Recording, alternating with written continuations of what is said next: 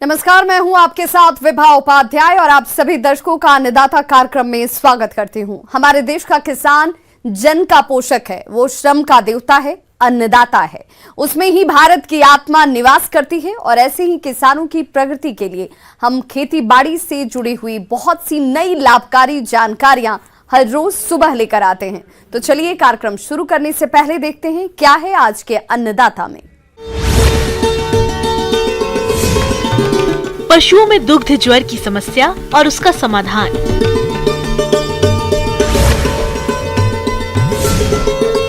गर्मी के मौसम में मधुमक्खियों की देखरेख।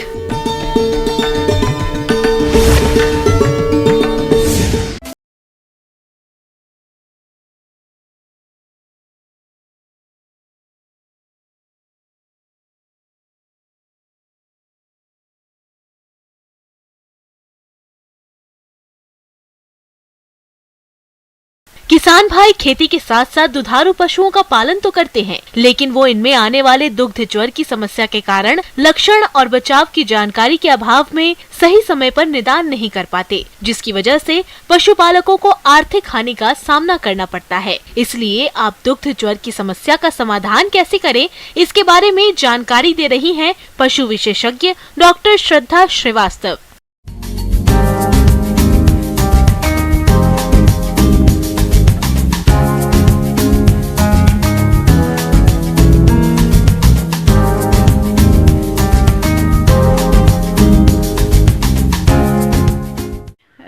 आज हम दुग्ध ज्वर के बारे में बात करेंगे।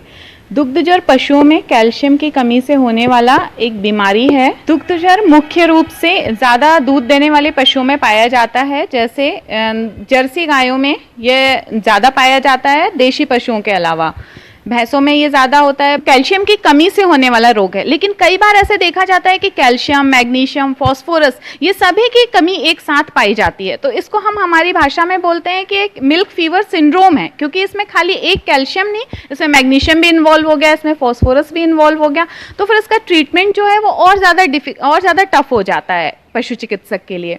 ये ब्याहने के 72 घंटों के अंदर इसके होने की संभावना बहुत ज़्यादा होती है, लेकिन इसके जो मुख्य रूप से ये 1 महीने तक, पशु के ब्याहने के 1 महीने के बाद तक पशुओं में इसके होने की संभावना बहुत ज़्यादा होती है। दूध ज्वर रोग को मिल्क फीवर एवं दुग्ध बुखार के नाम से भी जाना जाता है। पशुओं के लिए ये रोग बहुत घातक सिद्ध होता है। गाय भैंस में प्रसव के 2 से 3 दिनों के अंदर इस रोग के होने का खतरा अधिक होता है। समय रहते यदि पशुओं का इलाज नहीं किया गया तो पशुओं की मांसपेशियों में लकवा भी हो सकता है। इसके मुख्य लक्षण, जैसे पशुपालक सबसे पहले इसको कैसे पहचान सकते हैं, इसमें नाम तो ज्वर है, जैसे आपको लगेगा कि इसमें बुखार आया है, बट इसमें बेसिकली बुखार नहीं आता है। इसमें क्या होता है, पशु का जो तापमान है वो सामान्य से भी कम हो जाता है। कि पशुओं में हाइपर एक्साइटमेंट, मतलब पशु बहुत ज़्यादा उत्तेजित अवस्था में होगा, वो यहाँ वहाँ भागेगा, उछल कूद करेगा, अपने पीछे के पैरों को पीछे की ओर खींचेगा, जिसको हम टिटेनी बोलते हैं हमारी भाषा में, या पैरासिस बोलते हैं जिसको। इससे क्या होगा, पशु अपने जो गर्दन है वो ऊपर की ओर करेगा, ऊपर की ओर खींचेगा उसको, आँखों को जो है बाहर की ओर निकालेगा, बहुत ज़्यादा एक्साइटेड होगा, अपना खाना पीना छोड़ देगा। ये प्राइमरी स्टेज है जिसपे ही ऑनर को समझ जाना चाहिए कि हाँ, उसके पशु में कुछ बीमारी के लक्षण आ रहे हैं।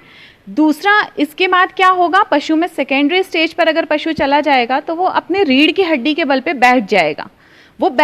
और वो एक स्पेशल पॉस्चर, जिसको हम एस शेप पॉस्चर बोलते हैं, वो पीछे की ओर अपने फ्लैंक रीजन में अपने थनों की ओर देखेगा। इस स्टेज तक तो हम इसका ट्रीटमेंट कर सकते हैं, पशु खड़ा हो सकता है। आपको तुरंत डॉक्टर से सलाह लेनी है और उस ट्रीटमेंट के लिए जाना है।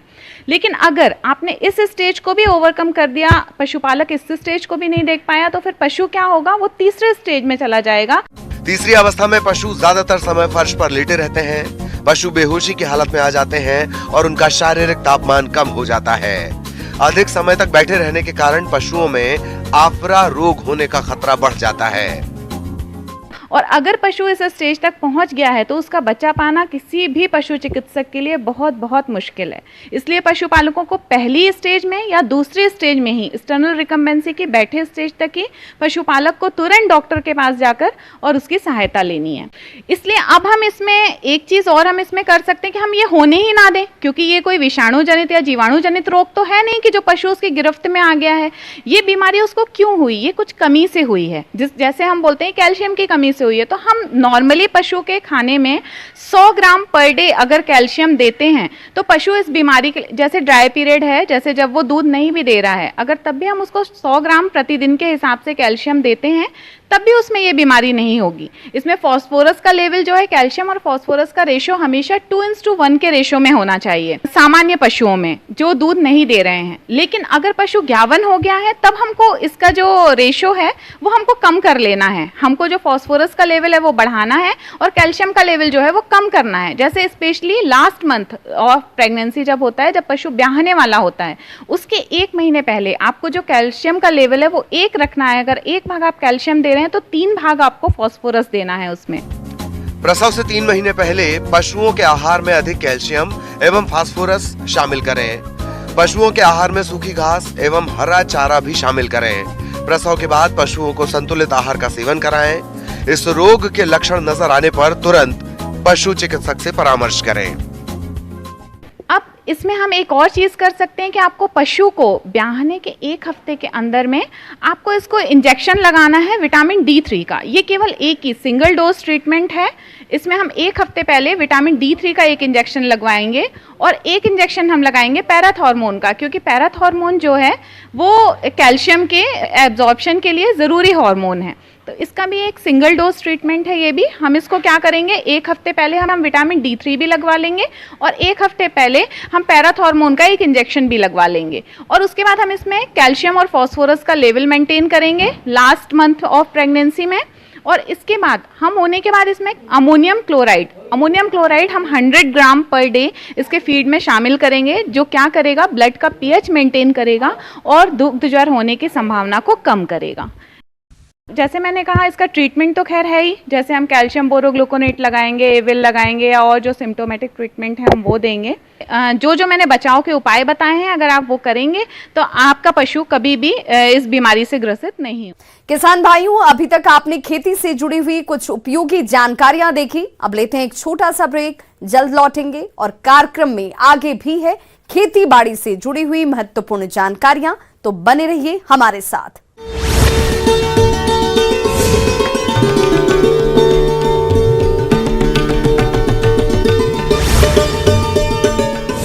उन महिलाओं को अलग कर 5 योजनाओं का लाभ, ये झूठी गारंटियां हैं, हम तो सीधे सीधे दे रहे हैं। सीएम के आज के दिल्ली दौरे से पहले अहम बैठक, सीएम हाउस में अहम बैठक शुरू। सीएम शिवराज, वीडी शर्मा, हितानंद शर्मा मौजूद। राष्ट्रीय नेताओं के दौरे पर मंथन। 27 जून को पीएम मोदी भोपाल में दिखाएंगे वंदे भारत एक्सप्रेस को हरी झंडी। 22 जून को केंद्रीय गृह मंत्री अमित शाह का बालाघाट दौरा। 30 जून को खरगोन में रहेंगे जेपी नड्डा।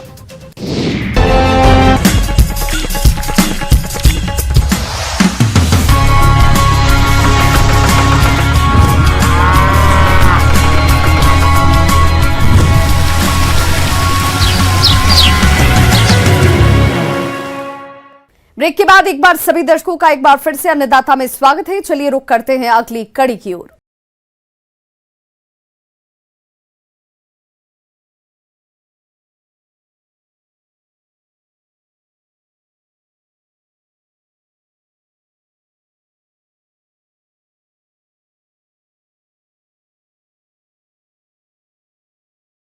जून महीना चल रहा है और इस समय कभी गर्मी तो कभी बारिश होने लगती है।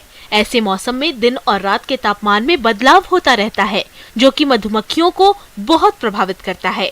इसलिए मधुमक्खी पालन से जुड़े किसान अपने मधु बॉक्सों की देखरेख किस प्रकार से करें, इसकी समस्त जानकारी दे रहे हैं कीट वैज्ञानिक डॉक्टर रामानुज विश्वकर्मा।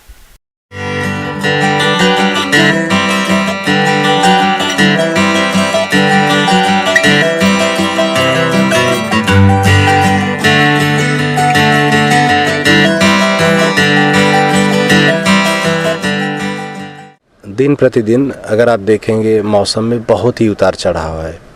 किसी किसी दिन आपको दिन में लगेगा कि मौसम थोड़ा नम है, मौसम में नमी है, गर्मी की कमी है, और उसके 1-2 दिन रहेगा, फिर उसके बाद लगेगा आपको गर्म लू जैसी हवा चल रही पूरी तरह से।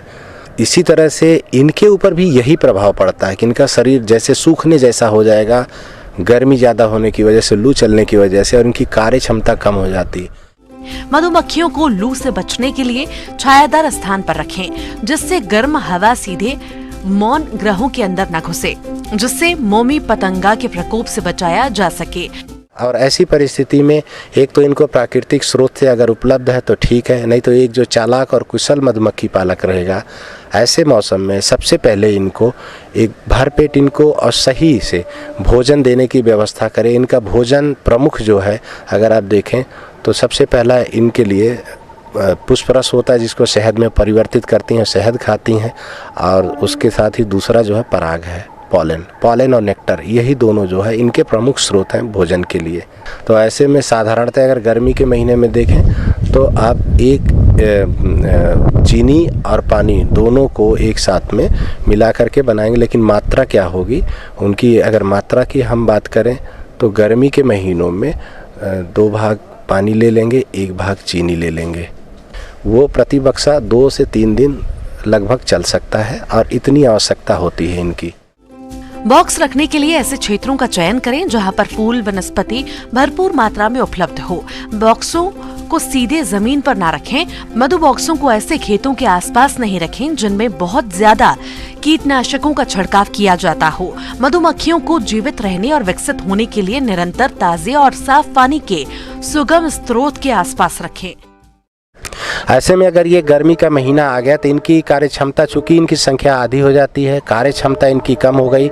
हमें इस गर्मी में इनके बक्से के तापक्रम को बनाए रखने के लिए बेहतर होता है कि हम लोग क्या करते हैं कि आप देख रहे होंगे बहुत सारे बक्से में हमने जूट का बोरा, गनी बैग हमने लगा रखा है। तो जब ज़्यादा लू चलेगा तो हम लोग क्या करते हैं कि जूट के बोरे को 1 बाल्टी पानी ले करके और जूट के बोरे को बस निकाले और इनके छत्ते से ऊपर से उठाए और उसको पानी में डाल के हल्का सा भिगो करके फिर निचोड़ देते पानी, पूरा पानी नहीं चूना चाहिए, और फिर गनी बैग को रख करके ऊपर से टॉप कवर रख देते हैं। होता क्या कि ये जिस जंतु विज्ञान की भाषा में जिस समुदाय से, जिस परिवार से ये आती हैं, इनके अपने ही समुदाय से बहुत सारी जंगली प्रजाति की मधुमक्खियाँ भी हैं, और कुछ अगर आप ऐसे उनके अलावा जंगली मधुमक्खियों के अलावा कुछ आपने अंग्रेजी में नाम है वास्प, और हिंदी में उसको कहीं बिरना, हड्डा, बर्रे, और इस तरह से इन लोकल भाषा में आमतौर पे और हिंदी में बोलते हैं। तो वो दूसरे प्रमुख शत्रु हो गए। और तीसरा चींटियाँ, ये तीनों इनके अपने समुदाय से आते हैं, और तीनों का जो मुख्य भोजन है इनमें ज़्यादातर सभी जो मीठे पदार्थ को भोजन करना पसंद करती हैं। तो ऐसे में उनका आक्रमण इन मधुमक्खी बक्सों पे, इन परिवारों पे आक्रमण होता है, आती हैं, और वो ज़बरदस्ती, चूँकि उनसे आकार में बड़ी हैं और ये सीधी और शांत स्वभाव की हो जाती हैं, इसलिए इनको पालतू मधुमक्खी हम बोलते हैं। तो वो इनके छत्ते में आकर के शहद पीती हैं, चोरी करती हैं, और इनसे उनके डर की, उनके आने की वजह से ये मधुमक्खियाँ उनसे लड़ाई झगड़ा नहीं करती, कभी कभी खाली करके भाग जाती हैं। एक ही एंट्रेंस गेट होता, पूरे बक्से में एक ही दरवाज़ा होता, उसी दरवाजे पे एक लंबी सुरंग जैसी लकड़ी की संरचना बना करके, लूटमार रोधक पेटिका बोलते, वो हम आपको दिखा देंगे। तो उसमें एक लंबी सी संरचना दे देते हैं, अंधेरे से हो करके, कुछ नहीं, वो लगभग 6 से 8 इंची लंबा एक पतला सा लकड़ी का सुरंग जैसी संरचना सामने में बन जाएगी। तो वो जो शत्रु हैं वो अंधेरे से घुस के बक्से के अंदर जाना पसंद नहीं करते। मधुमक्खियों में लगने वाले कीटों में सबसे घातक माइट कीट होती है। माइट कीट एक परजीवी कीट है। माइट की रोकथाम के लिए 85 mg फार्मिक एसिड का उपयोग रुई के फाहे में एक लकड़ी की मदद से लपेटकर बक्से में रखें, जिससे इसकी गंध से कीटों से छुटकारा पाया जा सकता है। इसके अलावा ऐसी जगह जहां पर कीटों का प्रकोप ज्यादा होता हो, वहां पर मधुमक्खियों का परागण के लिए पलायन न करें। तीसरा जो प्रमुख शत्रु अभी है इनका जो लगेगा चींटी। तो चींटी से बचने के लिए अगर आप देखें कि यहाँ हर मधुमक्खी बक्से को स्टैंड पे रखा गया है। इन बक्सों में अभी चींटी का प्रकोप नहीं शुरू हुआ, जैसे शुरू होगा हम इनके स्टैंड के नीचे एक एक पैर में हम मिट्टी का प्याला बना हुआ या प्लास्टिक का भी हमारे पास में है, वो प्लेट है छोटे छोटे, उनको प्लेट को हम स्टैंड को इनके एक एक पैर को उसमें रख देंगे और उसमें पानी भर देते हैं। पानी भर देने से इनको एक तो साफ़ सुथरा पानी मिलेगा, इनकी पानी की आवश्यकता की पूर्ति हो गई, स्वच्छ पानी मिल जाएगा, बीमारियों को बढ़ावा नहीं देगा और साथ ही साथ चींटियों से नियंत्रण भी पा जाते हैं। और पेचिस के लक्षण क्या है कि इनके बक्से का जो दरवाज़ा है, एंट्रेंस गेट है, उस दरवाजे पर ही ये श्रमिक मधुमक्खियाँ जो निकल करके पीले पीले मटमैले पदार्थ इनके शरीर से एक तरीके से मलमूत्र की तरह से निकलने शुरू हो जाते हैं। वही इनकी खास पहचान है कि इनमें पेचिस की बीमारी हो गई है, पूरा गंदा कर देती हैं ये इनके दरवाजे के आसपास के इलाके को बक्से के बाहर। प्रति लीटर की दर से यदि अगर एक टैबलेट हम डिपेंडालियम या मेट्रोनिडाजोल, ये जो डिसेंट्री के लिए हम मनुष्यों के लिए जो दवा आती है ना लूज मोशन की, उस दवा का इस्तेमाल कर सकते हैं प्रति लीटर की दर से एक टैबलेट, एक कैप्सूल, तो वो जो है पूरी तरह से नियंत्रित कर देता है, वो पर्याप्त है। आगे और भी है खेती बाड़ी से जुड़ी हुई बहुत सी रोचक जानकारियां, पर यहां रुकेंगे एक छोटे से ब्रेक के लिए, जल्द हाजिर होते हैं।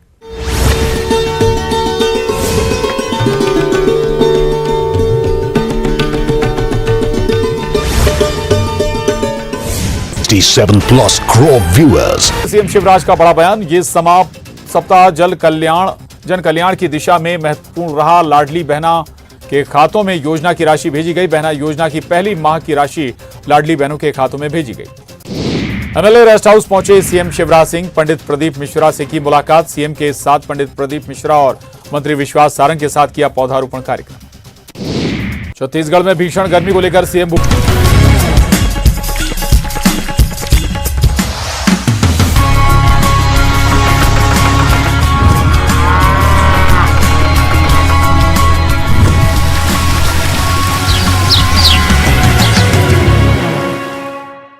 ब्रेक के बाद एक बार फिर से आप सभी दर्शकों का अन्नदाता कार्यक्रम में स्वागत है। बढ़ते हैं अपनी अगली प्रस्तुति की ओर।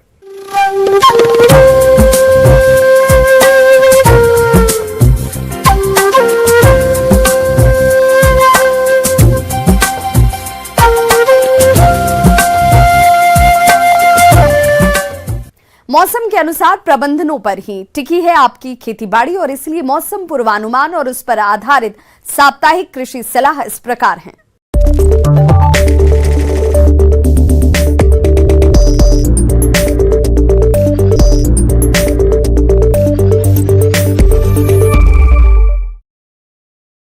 ग्रामीण कृषि मौसम सेवा राजमोहिनी देवी कृषि महाविद्यालय एवं अनुसंधान केंद्र अंबिकापुर द्वारा भेजे गए मौसम पूर्वानुमान रिपोर्ट के आधार पर जिला सूरजपुर और इससे लगे जिलों के किसान भाइयों को सलाह दी जाती है कि इन क्षेत्रों में आने वाले दिनों में आसमान में आंशिक बादल से सामान्यतः घने बादल छाए रहने और वर्षा नहीं होने का अनुमान है।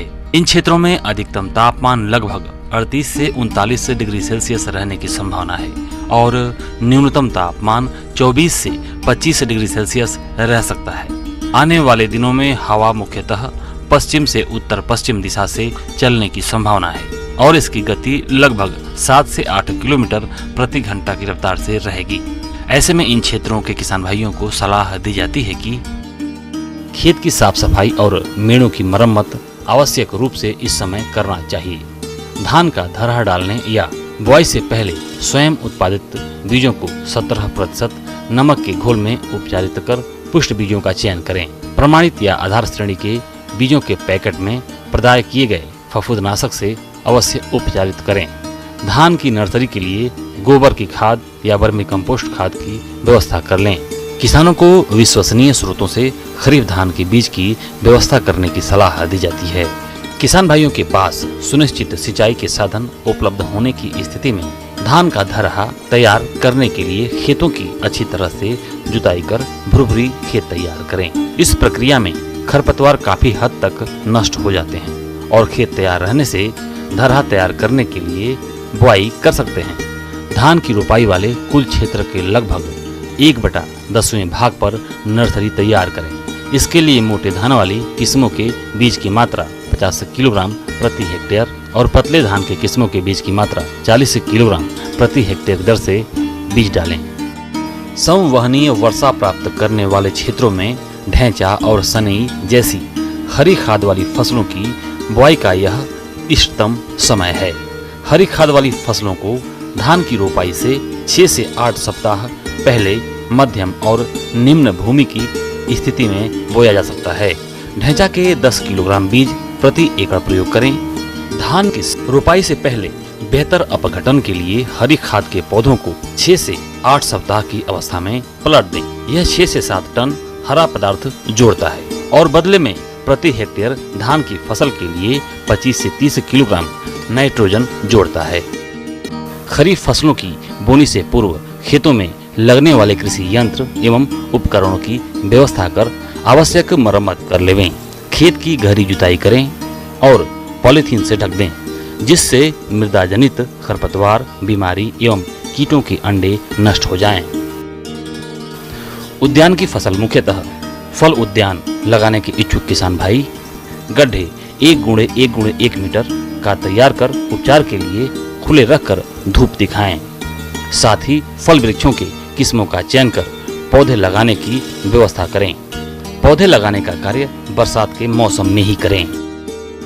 पशुओं के अच्छे स्वास्थ्य और दुग्ध उत्पादन के लिए चारे के साथ साथ 50 ग्राम नमक और 50 से 100 ग्राम खनिज मिश्रण प्रति पशु अवश्य दें। पशु चिकित्सक से संपर्क कर अपने मवेशियों को गला घोंटू एवं लंगड़ी रोग का टीकाकरण करवाएं। पशुओं को लू लगने पर छायादार स्थान पर ले जाकर गीले कपड़े से पूरे शरीर को बार बार पोंछें। बकरियों में पीपीआर रोग के नियंत्रण के लिए टीका लगवाएं। गर्मी से बकरियों की सुरक्षा करें। बकरियों को हरा चारा, साफ पानी एवं सूखे स्थान पर बांधें एवं परजीवियों से बचाव के लिए जरूरी उपाय करें। मुर्गे और मुर्गियों को मिनरल मिक्सचर और साफ एवं ताजा पानी दें। मुर्गीशाला की बिछाली गीला होने पर समय से पलट दें और सुखाने के लिए चूना का भुरकाव करें।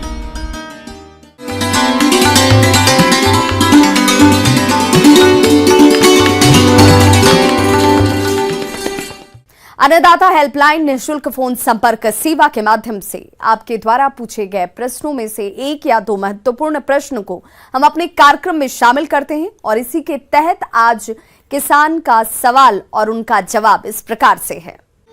आज के अन्नदाता हेल्पलाइन में जिस प्रश्न को कार्यक्रम में शामिल किया गया है उसे पूछा है ग्राम सुखेला, जिला बस्तर के किसान विवेक राजदान ने।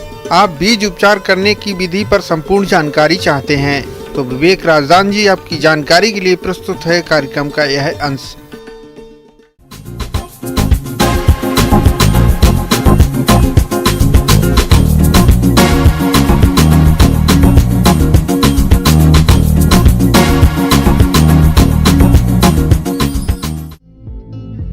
प्रदेश के बहुत से किसान भाई कई तरह की फसलें उगाते हैं जिसमें कई तरह के कीट और रोगों का प्रकोप होता है।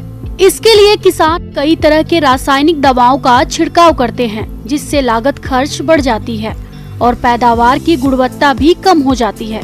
ऐसे में किसान भाई को दोहरा नुकसान उठाना पड़ता है। यदि किसान भाई बीज बुआई से पहले उपचारित कर ले तो इस समस्या से काफी हद तक अपनी फसलों को कीट रोगों से बचा सकते हैं।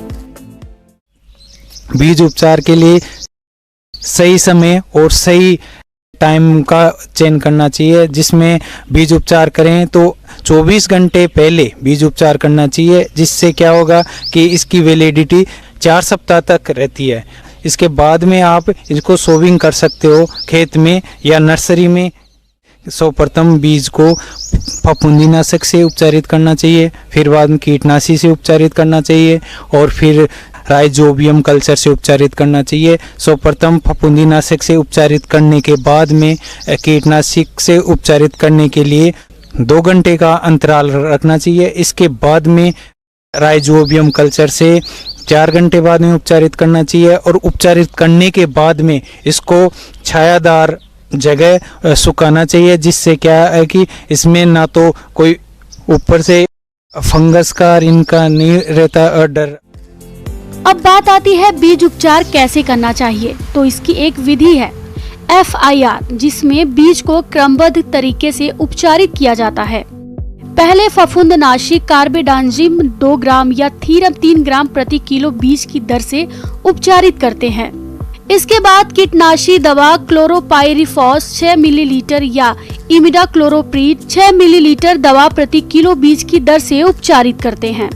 और अंत में जीवाणु कल्चर राइजोबियम पीएसबी कल्चर से 12 ग्राम प्रति किलो बीज की दर से उपचारित करके छाया में सुखाकर बुआई करते हैं, तो फसल कीट रोग से बच जाती है और उपज अधिक मिलती है। सीड ट्रीटमेंट कौन कौन सी बीमारियों से बचाता है? ये है, एक तो फंगस से, बैक्टीरिया से, इनसे बचाता है ये, और कीटों से बचाता है, जिससे क्या है कि सीड की उम्र भी बढ़ जाती है, जिससे क्या है कि भाई जर्मिनेशन परसेंटेज भी अधिक हो जाता है। किसान भाइयों, बुआई से पूर्व बीज उपचार के फायदे हैं अनेक। बीजों का अंकुरण अच्छा होता है, फसल में कीट रोगों का प्रकोप कम होता है, कम खर्च में बीज उपचारित हो जाता है, फसल की बढ़वार अच्छी होती है, फसल उत्पादन में लागत घट जाती है, फसल से गुणवत्ता युक्त पैदावार मिलती है। उपचारित करने से अपनी बीज की क्वालिटी और गुणवत्ता में सुधार होगा।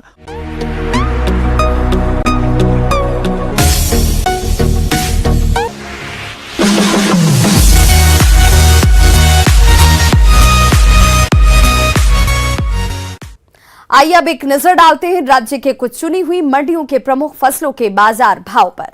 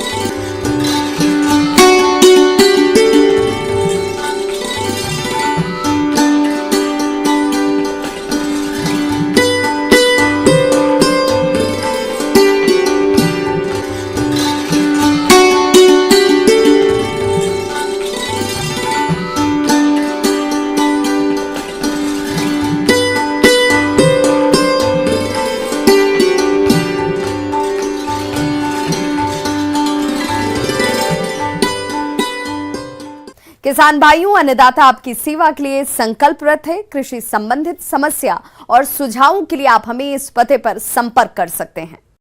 प्रोड्यूसर अन्नदाता, news 18 Madhya Pradesh Chhattisgarh, Ramoji film city Hyderabad 501512। साथ ही आप हमें ईमेल भी कर सकते हैं। हमारा ईमेल एड्रेस है p18annadatamp@nw18.com। इसके अतिरिक्त आप हमें निःशुल्क हेल्पलाइन नंबर 1800889216 पर सोमवार से शनिवार सुबह 10 बजे से शाम 4 बजे के बीच संपर्क भी कर सकते हैं। किसान भाइयों, अब समय हो रहा है आपसे विदा लेने का, तो हमारी अन्नदाता टीम को दीजिए इजाजत। कल फिर से होगी आपसे मुलाकात कृषि संबंधित कुछ और महत्वपूर्ण जानकारियों के साथ। नमस्कार।